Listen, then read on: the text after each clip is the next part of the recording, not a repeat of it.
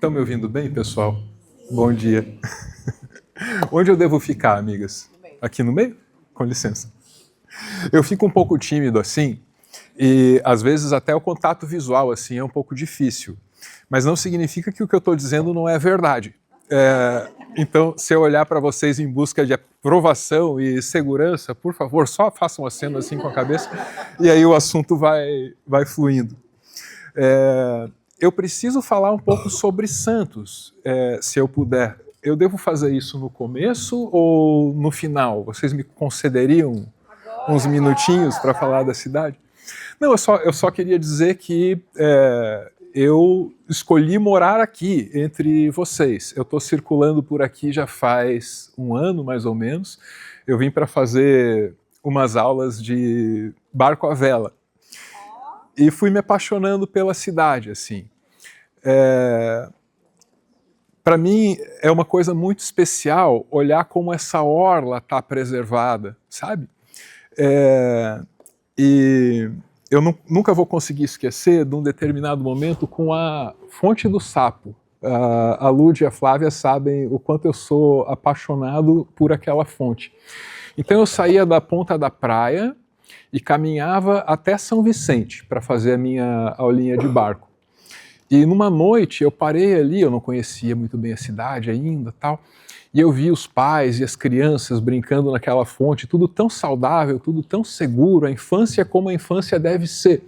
E é uma experiência que nem todos nós aqui nessa sala tivemos, viver uma infância como a infância deve ser. Alguns de nós sofreram traumas, abusos indescritíveis, e seguramente algumas das piores coisas que podem acontecer com uma criança aconteceram comigo na minha infância. E naquele momento eu olhei para aquela fonte, para aqueles pais com aquelas crianças, os pais atenciosos, ensinando seus filhos a andar de bicicleta, a se equilibrar num patins, num skate, e me veio uma sensação de paz tão profunda, de um equilíbrio, assim, falando, não, tá aí, ó, a infância, como a infância deve ser, existe, tá aqui, que coisa linda, e eu me emocionei olhando para aquela fonte, e desde então para mim é um lugar assim quase sagrado pela emoção que me provocou nesse primeiro contato. Mas essa é a minha história pessoal com a fonte, eu poderia estender essa relação para a orla inteira, para a arquitetura, para os prédios, né? Se eu fosse descrever a fonte, a vibe dessa orla de Santos, eu pensaria muito, a gente já está no cinema, não vai ser a primeira referência cinematográfica aqui, em Toy Story. Toy Story tem o personagem Woody, esse cowboyzinho, e ele é um brinquedo velho, tadinho. Nos filmes mais recentes está quase ficando que nem eu, está ficando carequinho. Mas ele é um brinquedo que nunca perdeu a graça. Ele não é velho, ele é clássico. Essa é a Fonte do Sapo, ela é esse brinquedo antigo, charmoso. Eu estou dizendo tudo isso porque, na condição de viajante, eu vou me estabelecer aqui agora, a gente tem que ter uma ética muito própria ao se relacionar com os lugares em que a gente pisa. A gente precisa reconhecer que, embora seja acolhido, bem recebido, bem tratado, tenho o privilégio de falar para uma sala de cinema maravilhosa dessas, a gente é de fora e tem que tomar cuidado em como se envolve com os assuntos da comunidade, em, perdoem o primeiro palavrão da manhã, cagar regra para a comunidade local. Mas, fazendo essa ressalva, eu diria, essa orla merece ser preservada com todos os esforços, como o tesouro que ela é e que Santos tem. Outras regiões costeiras que se estruturaram depois com muita prosperidade, lá no sul de onde eu venho, não conseguiram essa mesma estrutura pública.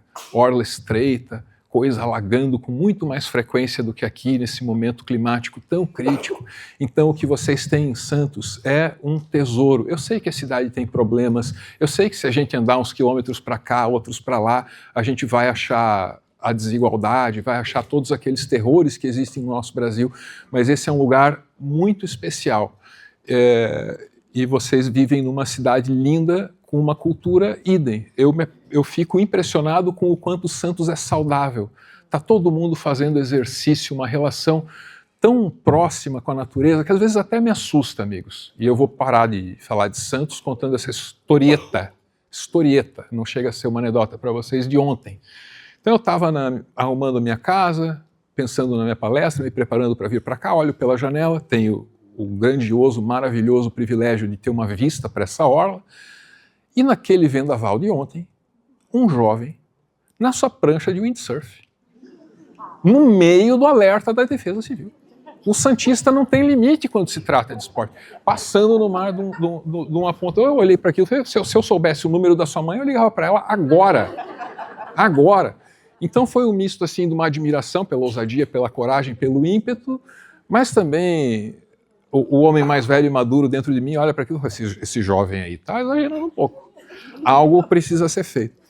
Então, considerem esse o meu discurso de agradecimento e minha declaração de amor a essa cidade que tem me recebido tão bem, meus amigos. Muito obrigado. Obrigado, muito obrigado. Foi bom para esquentar, porque os conteúdos que vêm daqui para frente podem ficar um pouquinho complexos e eu tenho medo de me perder neles. E se eu me perder, todo mundo se perde, né? Que eu estou na função aqui meio que guia, assim e tal. Então, conto com vocês aí quando eu fizer esses contatos visuais em busca de afirmação e segurança. Muito obrigado pela compreensão com isso. Eu fui chamado para falar sobre competição e eu não pretendo fugir do tema. Eu gosto muito do conceito do Enem. Uma avaliação segundo a qual quem foge do tema da redação ganha 0. Não importa quão bem você escreveu sobre qualquer outra coisa, que não era o tema proposto, você enrolou o avaliador. É quase um protesto do avaliador contra a enrolação da qual ele foi vítima. Eu não pretendo fazer isso aqui hoje, só que eu meio que viajo. Então, vai ser um pouco viajado, meus amigos, mas eu prometo não fugir do tema. A gente vai falar sobre competição e vai falar sobre a possibilidade de que exista, como pano de fundo de toda e qualquer competição nesse mundo, uma colaboração inerente, uma colaboração de fundo. Por trás de cada competição, uma colaboração. E se a gente conseguir perceber que essa colaboração está lá, está acontecendo, aí os parâmetros éticos da competição são elevados, porque a colaboração tem determinados padrões éticos e a competição tem outros. Essa é a proposta aqui. Algumas ideias esquisitas vão surgir, mas eu vou dar conta delas na medida em que elas forem aparecendo. A nossa perspectiva para chegar nessa ideia de uma colaboração subjacente à competição nos chega através... Opa, eu acho que eu pulei uns slides aqui. Meus amigos, nos chega através de Platão. Estou preocupado com a ordem agora, porque era para ter umas outras lâminas, mas eu vou improvisando de acordo com o que tiver aqui. Nos chega através de Platão, esse filósofo que nos legou o conceito de um mundo das ideias, do qual tudo emana. Então, essa materialidade aqui seria, na filosofia de Platão, uma reprodução do que existe no mundo das ideias. E o exemplo no qual a gente pode pensar nesse momento é uma cadeira. Existem muitas cadeiras com muitas funções e formas diferentes. Uma cadeira pode servir para escrever, para assistir um espetáculo, pode servir para sentar numa mesa mais alta, mais baixa e assim por diante. Mas nesse mundo das ideias existe uma cadeira primordial que dá conta de todas as qualidades e funções de todas as outras cadeiras, das quais as cadeiras materiais que conhecemos e sentamos são meras variações imperfeitas. Essa é a ideia mais básica por trás de Platão. Só que Platão, meus amigos, ele não era designer de cadeiras. Ele era um lutador. Como é que ele aplica essa filosofia naquilo que ele faz? A instância mais direta da competição, o combate. Ora, se toda cadeira que existe nesse mundo é uma variação de uma cadeira ideal e imaterial, então cada corpo humano também é a mesma coisa. E o mesmo vale para cada movimento que esse corpo humano possa desempenhar. Dessa forma, quando dois lutadores encenam seu combate, eles estão colaborando juntos para materializar, para trazer para a materialidade essa performance perfeita, esse combate ideal que já existe numa chamada idealidade, em oposição à materialidade em que vivemos. Eu sei, é uma ideia esquisita, difícil de bancar, a ideia de que o mundo material possa emanar de qualquer outra coisa que não é matéria. Mas, apesar de ser esquisita, essa ideia nos leva no caminho de um aprimoramento ético da própria competição. Platão significa grande. É uma referência, ainda que indireta, ao fato dele ter sido um lutador grandão, porque ele era um cara grandão. Mas aí também tem as fofocas, né? O Diógenes, que é o cara que morava no barril, vem para dizer para a gente que, na verdade, grandão é porque o Platão era testudo, não é porque ele era forte. Só que o Diógenes é aquele filósofo do cinismo que morava no barril, que nem o Chaves. Eu não sei se isso ajuda ou atrapalha na credibilidade, né? Esse é o detrator do nosso Platão. Então, assim, ó, leitura direta do que está na tela. Na medida em que entende a competição como uma busca colaborativa por um ideal pré-existente, a filosofia platônica impõe à competição rigores éticos próprios da colaboração. Conseguem apreender as implicações dessa ideia? Esse mundo material emana do mundo conceitual, ideal, em que as coisas já existem. Conseguem compreender as implicações disso para a maneira como a gente se relaciona e compete? É por aí. Vamos em frente. A filosofia platônica pode ser enquadrada como um idealismo, e o Platão, ele mesmo, como um pai dos idealismos ocidentais. E existe essa dualidade nesse mundo. Ela se expressa na cultura, ela se expressa na comunicação, ela se expressa na ciência também. Que dualidade? A existente entre uma visão materialista e outra idealista da realidade. O idealismo de Platão e os outros pressupõe isso, que a matéria venha a ser, a partir da mente, uma mente, alguma coisa misteriosa e não coisa. Isso é o idealismo. É uma ideia que parece fora de moda no século XXI. É uma ideia esquisita no século XXI. Mas a relação entre essas duas coisas não está bem resolvida na nossa cultura. Não está bem resolvida. Não é uma batalha ganha a do materialismo. Existem muitas arestas a serem aparadas na nossa cultura. É claro que na ciência o materialismo impera, né? Embora a gente sempre precise fazer uma diferenciação entre o paradigma materialista, que é uma coisa, e o método científico, que é outra completamente diferente. Às vezes, a defesa dessas duas coisas acaba se confundindo, mas ambas são dignas de serem defendidas. Seguindo, meus amigos, sobre Platão, algumas considerações sobre a influência dele e do idealismo dele. Tem essa frase aí do Alfred North Whitehead, Alfredinho, eu adoro traduzir esses nomes, sempre dá alguma coisa engraçada. É o Alfredinho Cabeça Branca do Norte. Eu fico imaginando um velho sábio popular, assim, o Alfredinho Cabeça Branca deve ter bons conselhos. E ele foi o homem que nos disse que toda a filosofia ocidental é um monte de nota de rodapé aplicada à obra de Platão. Veja, quando ele disse isso, algumas pessoas lamentaram que a influência de Platão se estenda tanto pelo tempo e pela história. Outras celebraram, mas ninguém discordou, porque é verdade, Platão está em todo lugar. As repercussões do idealismo de Platão estão em toda parte, estão na cultura, estão na espiritualidade, estão na comunicação. Eu vou tentar citar alguns exemplos inusitados e vocês vão perceber que eles parecem distantes uns dos outros. A gente está no cinema, a gente já falou de Matrix, é muito óbvio, né? A analogia com o mito da caverna de Platão. Esse é o primeiro exemplo que ocorre. Mas vocês lembram, quem tem a minha idade vai lembrar dessa mania, do famoso clássico pop da espiritualidade chamado O Segredo? Lembram disso? Esse livro, para mim, é uma grande contradição interessantíssima, porque eu vou voltar um pouquinho para falar desse livro. Eu não estava planejando isso, mas as risadas me incentivaram. É um livro muito materialista, né? Não é não? Pô, põe aí um carro na sua vida aí, ó, que vai ter a motorização que você quer, a cor que você quer, com o poder da mente. Então, é o idealismo mais materialista que eu já vi. Mas se não fosse Platão, isso não poderia existir. Porque é Platão que nos lega esse conceito de que essa matéria é emanação de alguma outra coisa pós-real e não material. Compreendem? Então Platão está nessa nossa, mesmo nessa espiritualidade que vende no aeroporto, assim, parece esquisita. Veja, eu estou tentando falar disso de maneira pouco julgamentosa, tá? Eu estou tentando.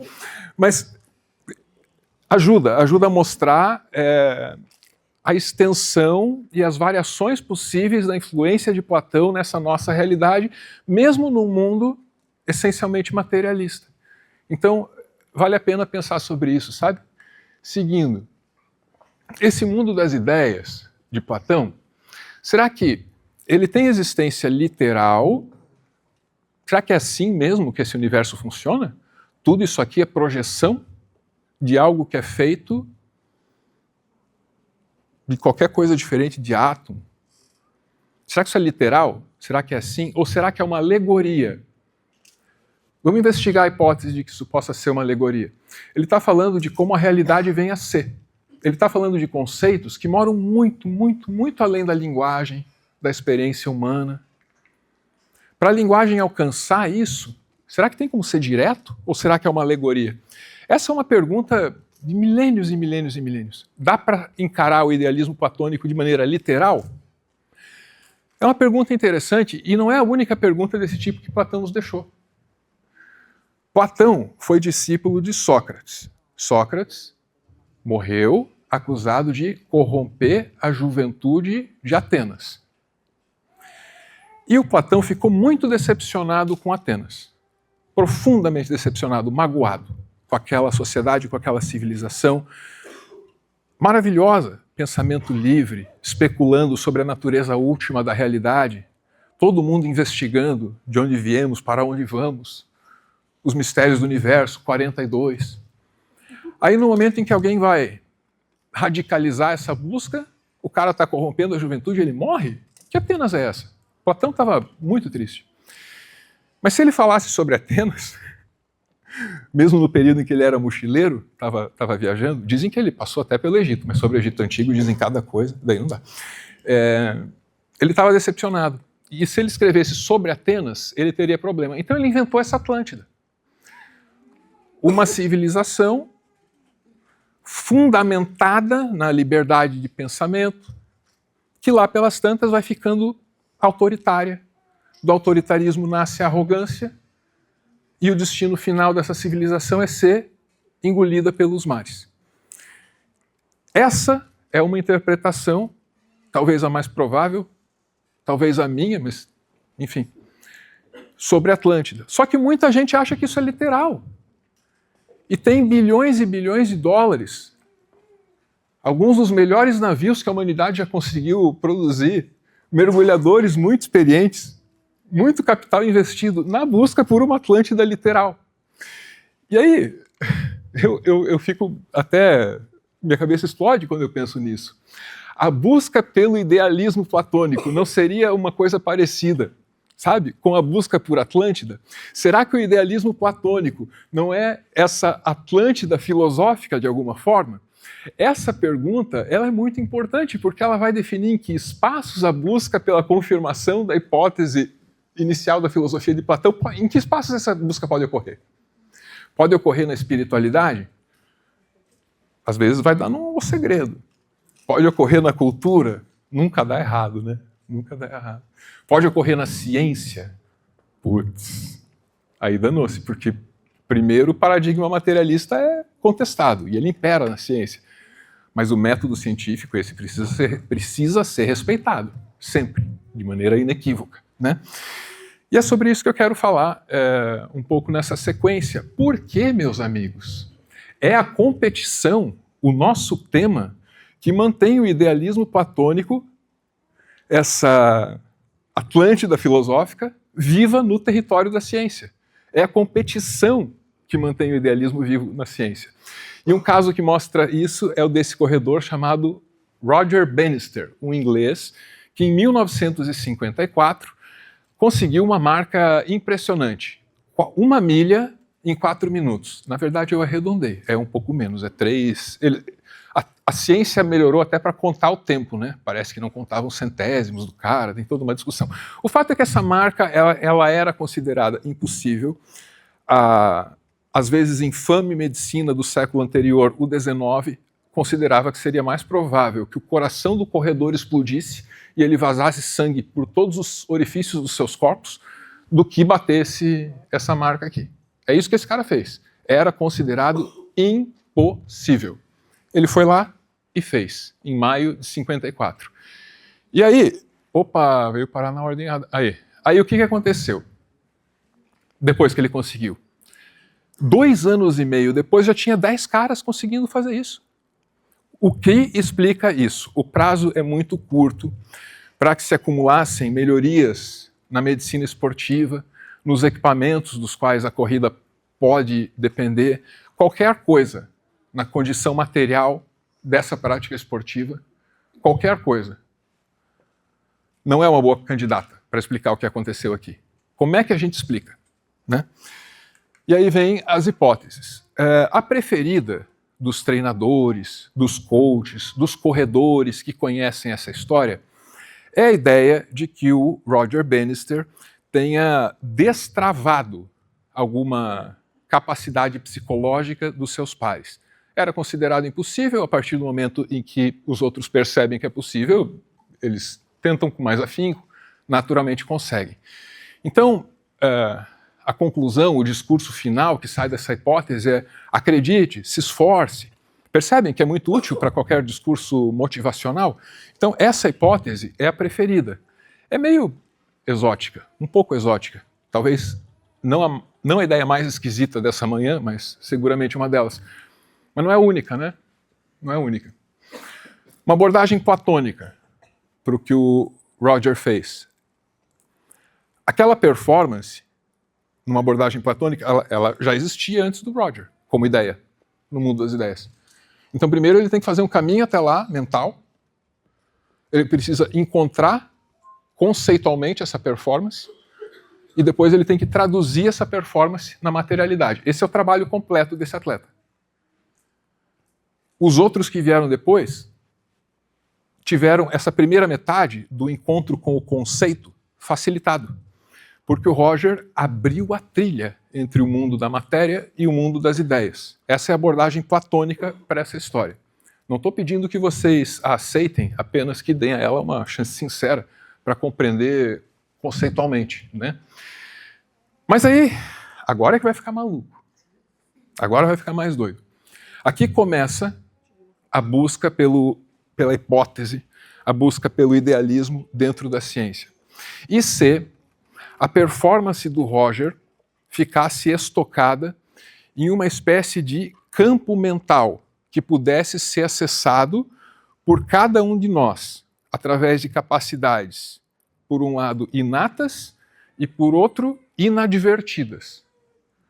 Um campo mental, onde toda a experiência humana é inserida e depois resgatada. Aliás, não só humana. Um campo estruturante da realidade em si. Um campo que dê instruções para como a realidade se organiza. Essa hipótese é a que é colocada a partir daqui. O nome desse campo, campo mórfico. Um molde através do qual a realidade se estrutura. Vamos saber quem é que está propondo essa ideia, como e quando. É um biólogo chamado Rupert Sheldrake. E é um cara sério, tá? Se fosse outra pessoa, ninguém ia dar muito valor para essa ideia. Do campo mórfico surge um fenômeno chamado de ressonância mórfica.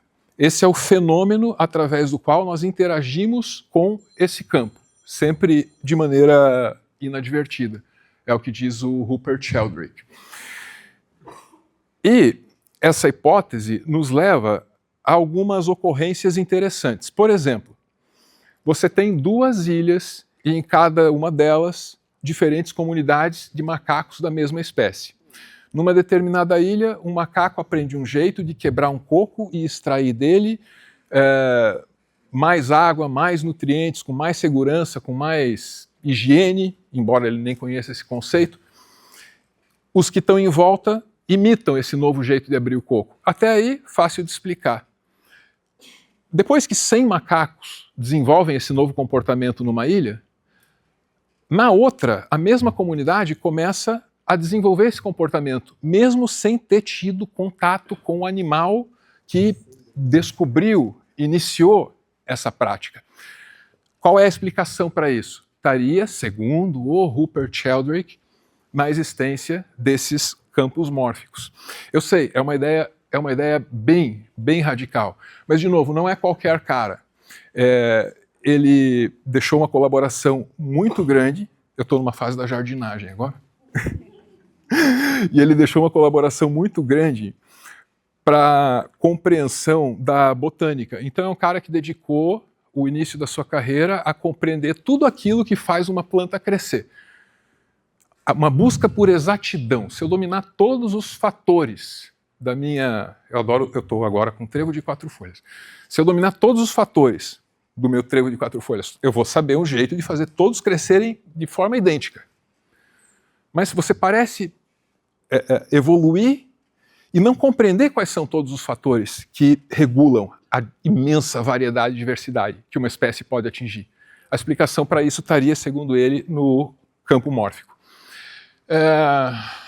Quando ele surgiu com essa ideia, nos anos 80, a coisa ficou bem dividida.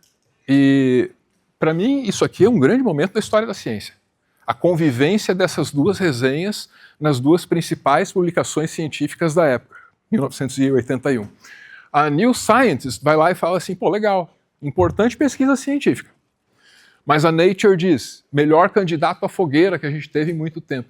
E tudo bem que fogueira tem mais a ver com doutrina, com dogma, que com ciência, mas a gente não precisa entrar aí, não é bem essa a proposta. Mas vale a pena saber disso, porque mesmo o Rupert Sheldrake, esse cara que tem essa ideia tão fora da casinha, né? A consciência está fora do cérebro, nós a acessamos dentro de um campo, mesmo esse cara vai dizer, eu não sou idealista, tá? Essa ideia é radical demais para mim. Tudo bem, ele tem argumentos para dizer isso, porque afinal de contas, na hipótese que ele está sustentando, não tem nada que explique como a matéria vem a ser a partir de um suposto campo mental. Então, realmente, ele não poderia ser descrito como um idealista. Mas essa frase e o contexto em que ela é dita me sugerem que o termo idealista e idealismo carregam certo peso em determinados círculos. Dentro da ciência, certamente é muito divisivo, e em determinados círculos marxistas, ser um idealista é um xingamento. Eu sei porque ele já foi desferido contra mim algumas vezes. Achei injusto. Notem que eu não estou fazendo apologia de nenhum dos dois lados aqui. Vamos lá. Essa imagem tinha que estar no começo. Meus amigos, tudo dito e muitas dúvidas colocadas, ideias esquisitas, eu sei. Vocês poderiam me perguntar, né? Pô, você acredita nesse troço? Um campo etéreo de onde emana a realidade? Tem muita coisa que eu acho, mas não importa o que eu acho, importa o que eu sei. Campo mórfico existe? Sinceramente, não sei. Não sei. Tem um homem propondo e a minha impressão é de que ele contraria muito mais o paradigma materialista que o método científico. E quem se desse ao trabalho de ler as duas resenhas da New Scientist e da Nature, talvez chegasse à mesma conclusão. Mas o ponto é, eu não sei se campo mórfico existe. O que eu sei é que cultura existe. E a cultura pode se comportar de maneira análoga ao tal do campo do nosso Rupert Sheldrake. Não estou dizendo que é a mesma coisa, estou dizendo que pode se comportar de maneira semelhante. Se existe um espaço onde trocamos informações de maneira sutis, influenciamos uns aos outros sem nem perceber, esse espaço é a cultura. E tem competição dentro dela, pelo controle dela. E é para aí que a gente vai agora. A ideia de que a cultura, ela funciona como um sistema operacional. Eu gosto muito dessa ideia, ela já me ajudou a fazer muita coisa nessa vida. A cultura é como um sistema operacional. E tudo aquilo que nós podemos desenvolver dentro dessa cultura pode ser comparado ao aplicativo. Então você tem a cultura brasileira. E dentro da cultura brasileira surgem diversas manifestações culturais. Algumas, novas, tendem a ser rejeitadas. É o caso histórico do chorinho. Quando surgiu, o chorinho era visto como a tentativa dos pobres de imitar, improvisar nas ruas, nas esquinas, as músicas que eles ouviam dos salões dos ricos.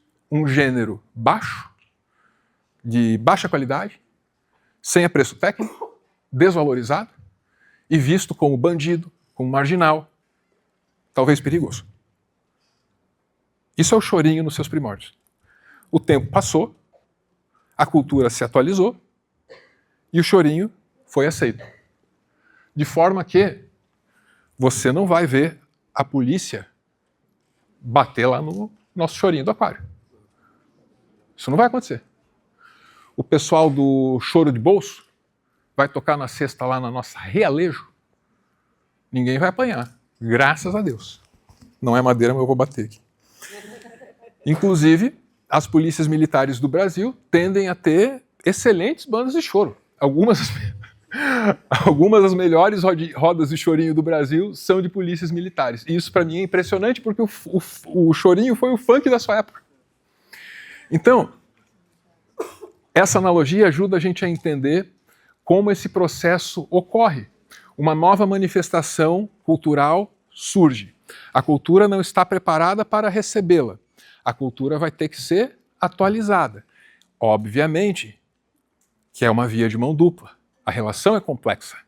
A manifestação cultural que acaba aceita não é a mesma que é a rejeitada no início. Ela também se adapta, ela também se aprimora. Ela também, em alguns casos, esse fenômeno pode ser chamado de gourmetização. Ela também é gourmetizada. Se algum dia um funk for amplamente aceito como uma coisa chique, sofisticada no Brasil, vai ser uma versão diferente do original, né? Mas o fato é que hoje muita gente demanda para o funk a atualização da cultura que possibilitou o chorinho rodar sem problemas. E eu não estou aqui para dizer tomem essa posição, tomem aquela posição. É claro que eu tenho a minha posição dentro dessa história. Mas hoje eu estou aqui com a bandeira branca. Eu estou fora de qualquer missão persuasiva e milituda. Não é esse o objetivo. Eu só queria trazer um insight sobre como essa dinâmica funciona. Porque é uma dinâmica cheia de tensões. A analogia que eu trouxe é obra desse moço, que arremata tudo dizendo: a cultura não é sua amiga. Terence McKenna. Por que a cultura não é sua amiga? Porque dentro dela moram essas armadilhas e moram essas tensões. Essas tensões sobre como e quando ela deve ser atualizada, que manifestações culturais devem ser permitidas, que hábitos devem ser tolerados. Essa é a ideia dele. E essa é mais uma ideia esquisita que eu estou trazendo aqui para vocês hoje. Por que essa ideia é esquisita? O que torna essa ideia esquisita? O fato dela ser um insight de uma mente numa viagem de cogumelos. Confesso isso, é um fato. Depois ele estruturou, escreveu, tem mérito, analogia, mas nasceu assim. E eu preciso dizer de onde veio a ideia. Mas a analogia é muito boa e seguramente já me ajudou muito nessa vida. Um pouco mais sobre as tensões desse processo de atualização cultural. Nós nos dividimos diante dele. Progressistas, nessa analogia, seriam aqueles pedindo novas atualizações para esse sistema, percebendo que novas manifestações culturais estão surgindo, que novos hábitos são necessários agora e demandando alterações do sistema. Os conservadores, por definição, são pessoas preocupadas com a estabilidade do sistema e que rejeitariam novas atualizações, uma vez que elas poderiam comprometer a performance ou a viabilidade de aplicativos anteriores. Esses são valorizados pelo conservador. O progressista quer saber do que está surgindo. Então, essa é a dicotomia que se apresenta quando a gente adota essa abordagem do Terence McKenna sobre cultura, que, de novo, me foi útil muitas vezes, e eu vou contar uma história assim, da minha vivência profissional, que eu acho que tem tudo a ver com essa analogia, tem tudo a ver com competição, e com a visão de competição derivada das ideias esquisitas que eu trouxe aqui. Que, de novo, apesar de derivar de ideias esquisitas, é uma visão positiva, colaborativa, saudável. Mas eu digo com elevado grau de certeza que o ambiente mais competitivo que eu encontrei na minha vida profissional inteira foi a repartição pública. Sem dúvida. Eu venho das redações, eu trabalhei em emissoras de rádio e TV de Curitiba, depois de São Paulo, e aí tive essa experiência no Departamento de Internet e Mídias Sociais da Prefeitura de Curitiba, que tinha acabado de nascer. A ideia de que um órgão público pode postar um meme para divulgar suas obras, seus serviços, suas iniciativas de educação e cidadania. Essa ideia era nova no ano de 2013. Os limites estavam sendo testados. E o nosso projeto era um pouco uma referência nesse contexto, assim, porque nós assumimos vários riscos e fizemos coisas que ainda não eram feitas. Hoje, essa coisa do órgão público usar meme está meio fora de controle. Às vezes as pessoas me procuram para me dizer, olha lá, ó, o que vocês fizeram. Viu onde foi parar e tal? E, de fato, algumas reproduções daquelas tendências que nós iniciamos são melhores do que outras. Sou muito fã do que o Tribunal Superior Eleitoral tem feito. Tem outros órgãos que eu admiro também, mas mencionei o TSE porque desejo a eles toda a sorte do mundo nesse ano. Toda. Mas essa experiência na prefeitura me levou para um determinado momento em que era necessário divulgar uma campanha de vacinação infantil. E, sem querer, ser muito crítico, mas já passou tanto tempo dessa experiência, dá para falar. A gestão tinha essa tara fiscal, sabe? Alguns de vocês concordariam com essa ideia do poder público não pode gastar nada em momento algum e tal. Eu tenho minhas reservas. E eu estava chateado porque a campanha de vacinação era tão importante, os números estavam terríveis do sarampo. Pô, eu queria que a gente tivesse uma campanha, de verdade, mas não tinha. Então a gente foi lá para o Facebook chamar para vacinação infantil. E eu estava meio desesperado para fazer aquilo funcionar. E eu me saí com uma notícia falsa. Até onde se sabe, é a única da minha vida. Se me acusarem de outra fake news, eu estou pronto para me defender, mas essa aqui eu assumo. E a notícia no site oficial da prefeitura dizia: a galinha pintadinha foi banida dos centros de educação infantil da cidade porque as crianças executam essas músicas repetidas vezes e os educadores estão ficando malucos. O pai clicava naquilo, a mamãe clicava naquilo e ia ler assim: opa, brincadeirinha, desculpa aí, sei que não é normal a prefeitura mentir para você, mas ó, começou a vacinação, e as instruções para vacinar são essas aqui, é do dia tal, nesse local, aquele telefone, todas as informações de serviço. O post viralizou de um jeito que eu realmente não esperava, foi um dos maiores, assim, em toda a trajetória desse projeto. E naquele ambiente competitivo, em que um tentava criar o melhor conteúdo que o outro, tentava ter um papel mais relevante diante desse projeto que o outro colega e tal. Os meus colegas vieram para mim e disseram: Álvaro, dessa vez você exagerou. Você vai destruir esse projeto todo hoje, porque você usou a galinha pintadinha. A galinha pintadinha tem dono, e isso aí vai dar problema. E aquilo entrou no meu coração, assim, com muita efetividade mesmo. Me corrompeu a alma naquele dia. Me deixou perto do pânico.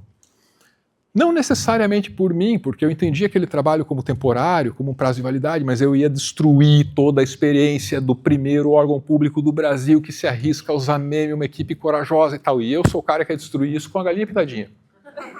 Para vacinar a criança. Passei um dia inteiro com esse medo, sabe? Com esse peso. Então imaginem vocês o meu alívio quando depois do meu milionésimo F5 naquele post, me aparece um comentário lá da galinha pintadinha. Ah, galinha, como eu te amo. A galinha falava assim: prefeitura, ufa, ainda bem que eu não estou proibida, porque eu amo tanto as crianças de Curitiba, me disse a galinha pintadinha. Obrigado, galinha. E a leitura continuava. Inclusive, prefeitura, vai ter show da galinha aí, viu? É no shopping tal, no dia tal, o ingresso custa tanto, tá aqui o link, ó. Ufa, o projeto foi salvo. A galinha aprovou. Então, o que que... Obrigado. Foi você, né? Obrigado. Que gentil, maravilhosa. Deixei uma declaração de amor para a galinha pintadinha, estou deixando outra para você. Obrigado. Então, meus amigos, o que aconteceu nesse episódio quando encarado à luz dessa última analogia sobre cultura? Para mim, o que aconteceu? Nós, da prefeitura, e eles, da galinha pintadinha, estávamos envolvidos numa competição pelos mesmos públicos. O pai da criança pequena, a mãe da criança pequena, a criança pequena em si, se Deus me livre ela estiver sozinha no Facebook. Mas nós, uma parte de nós, conseguiu perceber a colaboração subjacente. Aquela colaboração platônica por trás de toda a competição. E a percepção dessa colaboração subjacente nos colocou num caminho de benefício mútuo. A galinha divulgou seu show. A prefeitura paupérrima divulgou sua campanha de vacinação. E eu dormi aliviado, o que para mim também conta. E a criança foi vacinada. Muito obrigado por me lembrar disso. Então, o que aconteceu para mim nessa ocasião é que naquele dia o Sistema Operacional Cultura recebeu uma sugestão. Olha, nesse ambiente que é virtual, que é imediato, tudo é rápido, a gente pode fazer as coisas mais rápido, com menos burocracia e com mais integração. Essa foi a sugestão que os colegas da Galinha Pintadinha, ao reagirem da maneira como reagiram, deram para interação entre órgãos públicos e empresas privadas na internet. E para mim foi uma coisa muito, muito feliz, muito alegre, porque o comentário apontou para esse futuro de uma interação mais livre. Imagina, para a prefeitura mencionar a Galinha Pintadinha na vacinação, tem que pagar a Galinha Pintadinha como se ela fosse um cantor sertanejo que vai fazer um show fora do horário na cidade do interior com 100 habitantes. Entende? E eu quero acreditar que nessa história eu estava do lado certo, eu estava do lado que pedia a atualização do sistema.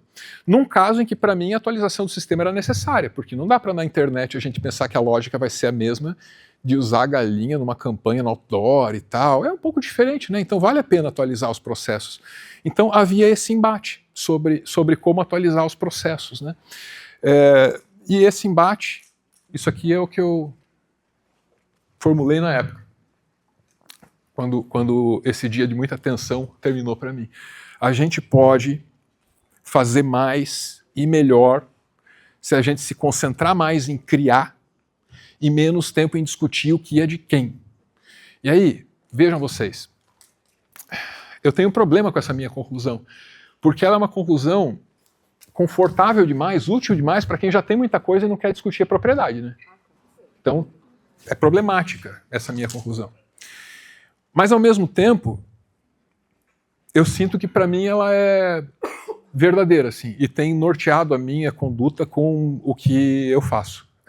Lá atrás, assim, quando esse projeto da prefeitura terminou e eu fui trabalhar como Uber do conteúdo, é como eu me defino, um precarizado da informação. Somos isso no YouTube, tá?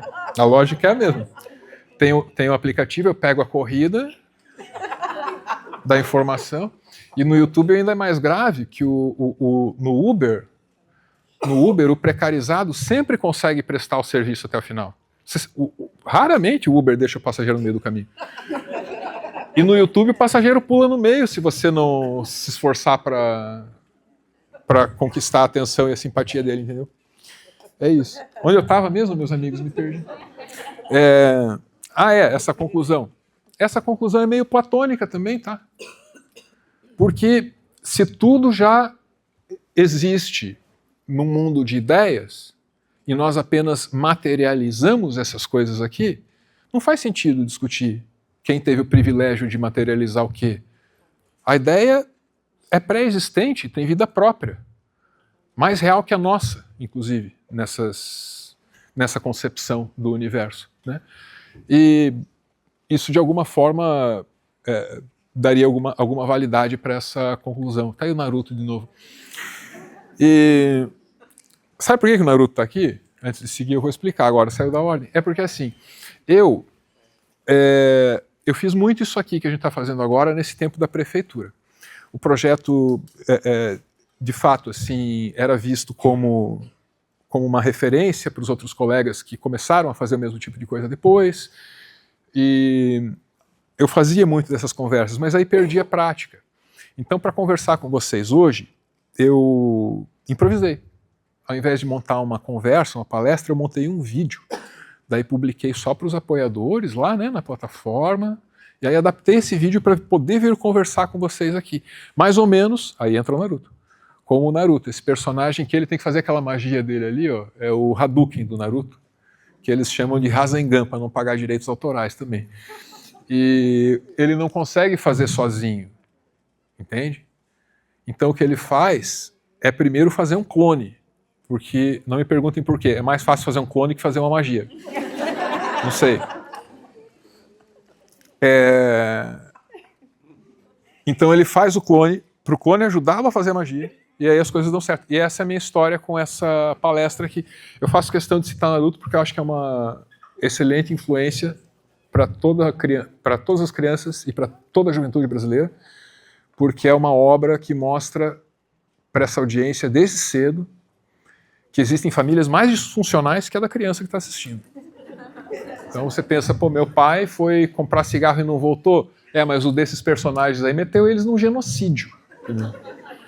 Então, é sempre uma boa referência, por isso que eu trouxe. Trouxe isso e trouxe várias ideias esquisitas, né?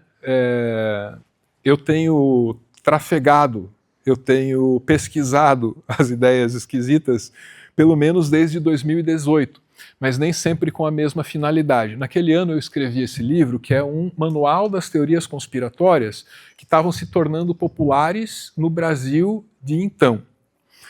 E ao redigir esse trabalho, eu notei que todas essas ideias, e em alguns casos teorias conspiratórias, eu estou chamando assim, não é em desfavor das ideias, mas é só porque é uma denominação técnica muito precisa. Teoria conspiratória é uma lista de teorias conspiratórias. Dali sai um entendimento da cultura como guerra, o que justifica a popularidade do termo guerra cultural. E essa compreensão da cultura como guerra, ela é muito perigosa, muito perigosa.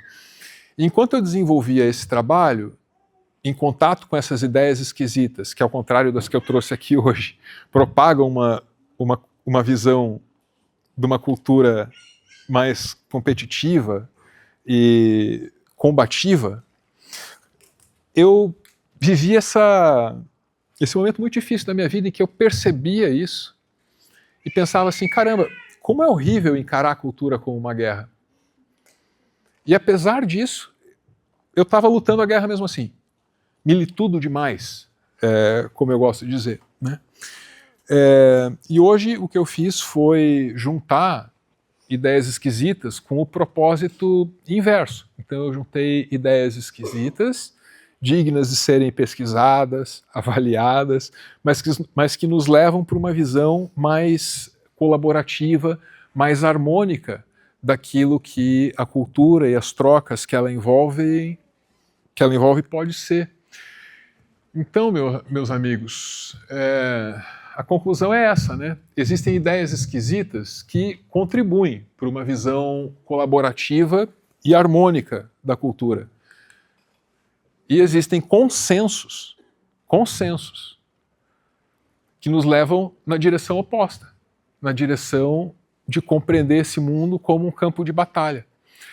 É importante pensar não apenas na validade, na veracidade de cada ideia, de cada conceito, mas também nos seus efeitos. E acho que essa é a proposta de olhar que eu faço para vocês quando eu trago uma interpretação platônica de como a competição pode ocorrer.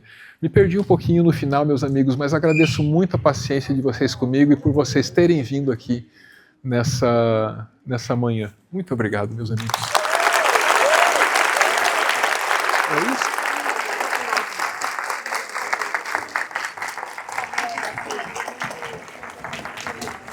Não, pode sentar. Ai, não.